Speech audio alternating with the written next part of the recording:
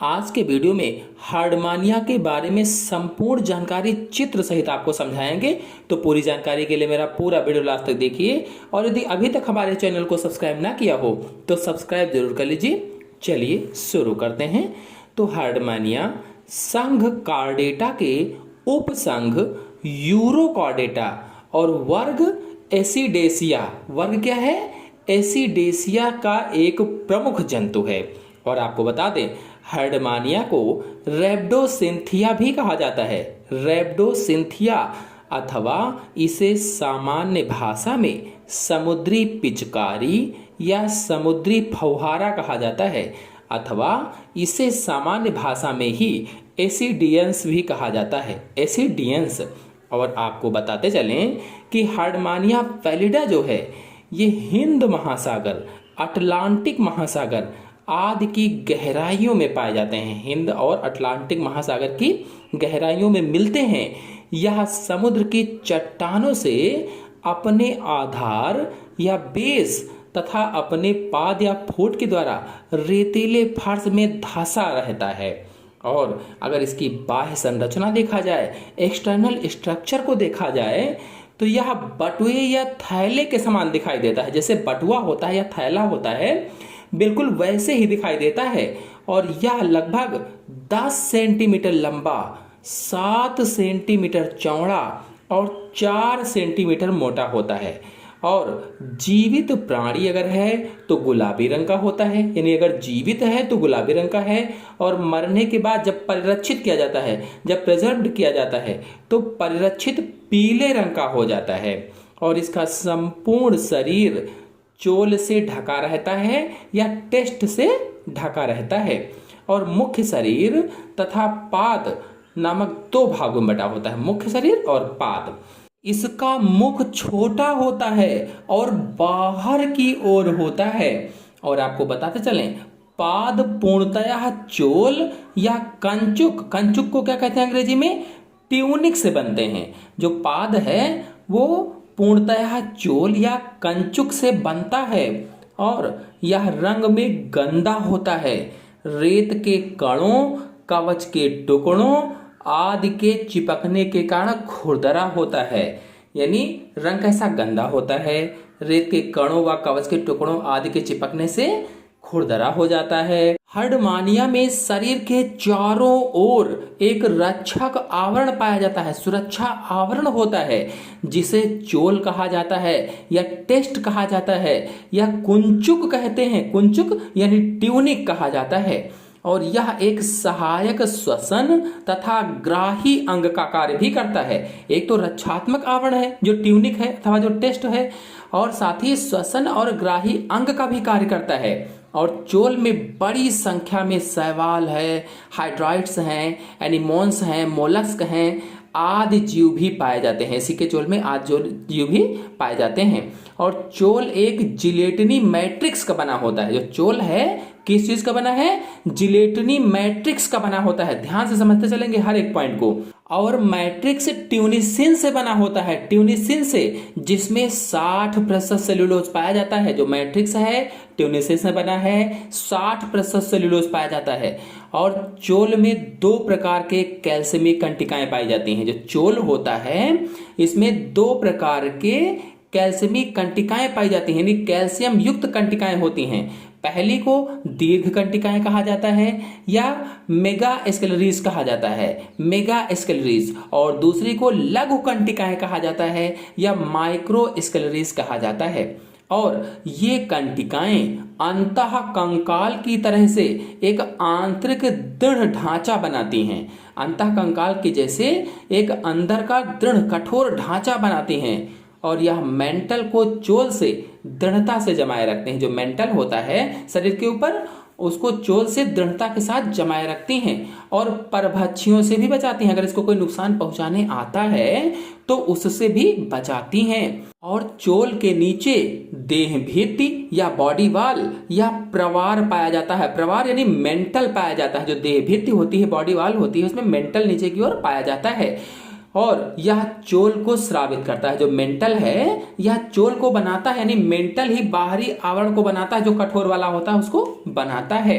अब यदि इसकी आंतरिक संरचना को देखा जाए, इंटरनल स्ट्रक्चर को देखा जाए, तो इसमें सबसे पहला है पाचन तंत्र या डाइजेस्टिव सिस्टम। तो हर्डमानिया की जो आहार नाल होती है अथवा जो एलिमेंट्री कैनाल होती है, यह कुंडलित होती है, क्वाइल्ड होती है और पूर्ण होती है, यानी पूरी होती है, या मुख से आरंभ होकर गुदा पर समाप्त होती है, यानी मुख से लेकर के, जैसे मनुष्य में होता है, मुख से लेकर के गुदा द्वार तक आहार नाल पाई जाती है या एलिमेंट्री कैनाल पाई जाती है।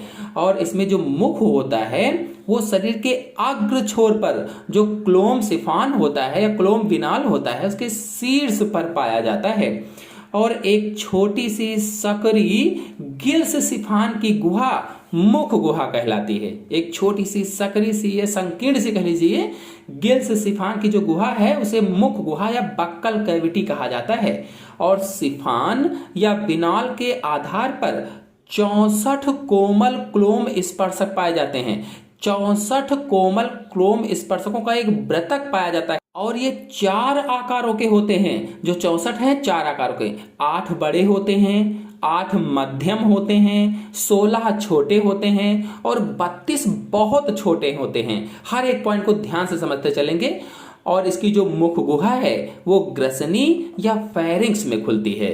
और ग्रसनी जो है पूर्व क्लोम क्षेत्र या प्री ब्रैंकियल जोन तथा ब्रैंकियल सैक में बटी होती है। जो ग्रसनी है ये प्री ब्रैंकियल जोन और प्री ब्रैंकियल सैक में विभाजित होती है, बटी होती है। और जो ब्रैंकियल सैक है, ब्रैंकियल सैक के फर्श पर एक खांच होती है जिसे एंडोस्टाइल कहा जाता है। यानी इसकी ब्रैंकियल सैक की जो फर्श है, क्लोम कोष्ठ की जो फर्श है, उस पर एक खांच पाई जाती है जिसे एंडोस्टाइल कहा जाता है। एंडोस्टाइल। और एंडोस्टाइल में 5 अनुदैर्ध्य पश्चिमाभि क्षेत्र पाए जाते हैं। 5 अनुदैर्ध्य पश्चिमाभि क्षेत्र। और क्लोम कोष्ठ या ब्रैंकियल सैक ग्रसिका या ऑस्टियोफेगस में खुलता है। जो ब्रैंकियल सैक है ये कहाँ खुलता है? तो ऑस्टियोफेगस में खुलता है। और यह आमाशय में खुलने वाली एक बहुत छोटी नली होती है। और आमाशय एक पतली भित्ति युक्त यू के आकार की नली होती है। इसका आमाशय कैसा होता है? हर्डमानिया का यू के आकार की नली जैसा होता है। और आंत में खुलता है या इंटेस्टाइन में खुलता है। आंत मलाशय में खुलती है जो अवस्कर या क्लोएका से होकर के परिकोष्ठन रंध्र यानी एट्रियल आपर्चर या एट्रियल छिद्र के द्वारा बाहर खुलता है। और हर्डमानिया में यकृत यानी लीवर और पाइलोरिक ग्लैंड्स मुख्य पाचक ग्रंथियां होती हैं। लीवर और पाइलोरिक ग्लैंड मुख्य पाचन ग्रंथियां होती हैं।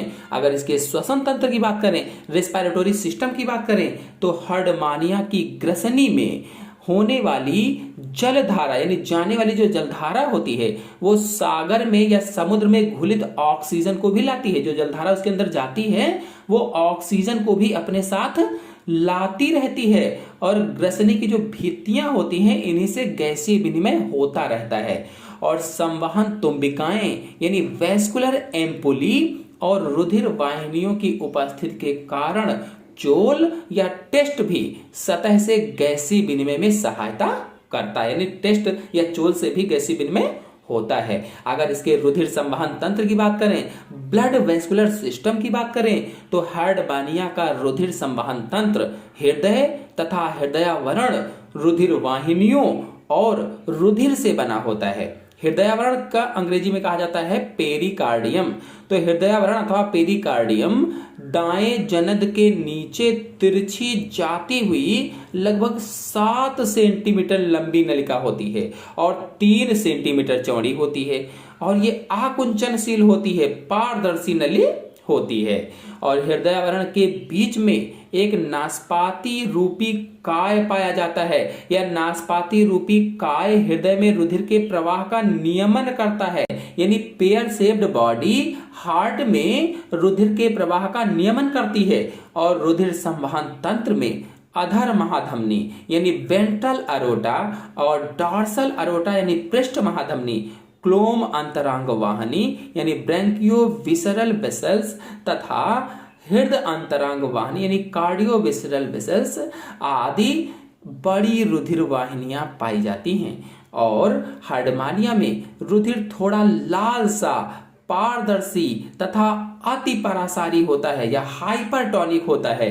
इसमें कुछ अमीबीय रंगहीन श्वेताणु यानी ल्यूकोसाइट्स 6 से 7 प्रकार की केंद्रक युक्त या कहिए कि केंद्रक रहित रक्त कणिकाएं तथा वृक्क कोशिकाएं या नेफ्रोसाइट्स पाई जाती हैं। और हार्डमानिया में रुधिर प्रवाह का नियंत्रण क्रमाकुंचन तरंगों तथा छोटे नाशपाती नुमा काय के द्वारा होता है। और अगर इसके उत्सर्जन तंत्र की बात करें, एक्सक्रीटोरी सिस्टम की बात करें, तो हार्डमानिया में तंत्रिका ग्रंथि के द्वारा उत्सर्जन होता है।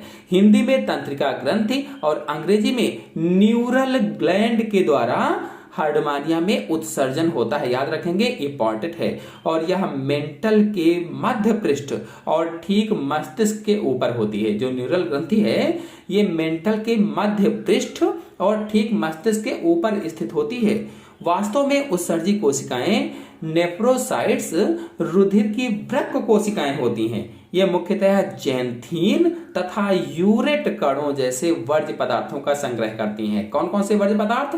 जैंथीन और यूरेट कणों जैसे वर्ज्य पदार्थों को इकट्ठा करती हैं या संग्रह करती हैं। अगर इसके तंत्रिका तंत्र की बात करें, नर्वस सिस्टम की बात करें, तो तंत्रिका तंत्र बिल्कुल सरल तथा हासित होता है और दोनों विनालों यानी सिफॉन के मध्य मेंटल में पृष्ठ और अंतः स्थापित एक प्रमस्तिष्क गुच्छिका होती है।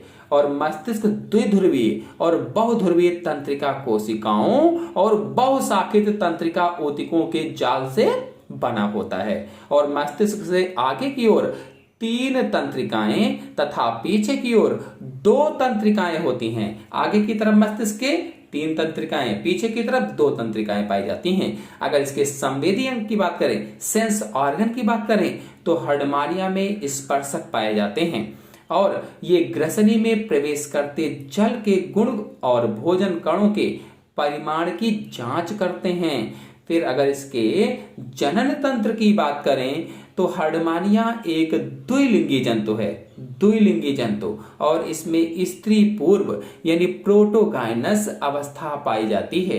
इसमें परनिषेचन पाया जाता है यानी इसमें क्रॉस फर्टिलाइजेशन होता है और 2 बड़े जनद मेंटल में अंतः स्थापित होते हैं और परिक्लोम में उभरे हुए होते हैं। प्रत्येक जनद मोटा, दीर्घित तथा उभयलिंगी ग्रंथि होती है। इनमें वृषण क्षेत्र, शुक्राणु, अंधनालों यानी स्पर्मेटिक सीका तथा अंडाशय क्षेत्र अंडाशयी पुटिकाओं यानी ओवेरियन फॉलिकल्स बना होता है। इस प्रकार जनद एक अंडवृषण या उभयलिंगी ग्रंथि होती है या हर्माफ्रोडाइट ग्लैंड होती है और प्रत्येक जनद की केंद्रीय अक्ष के साथ जाती हुई 2 जनद वाहिनियां अंडवाहिनी तथा शुक्रवाहिनियां होती हैं।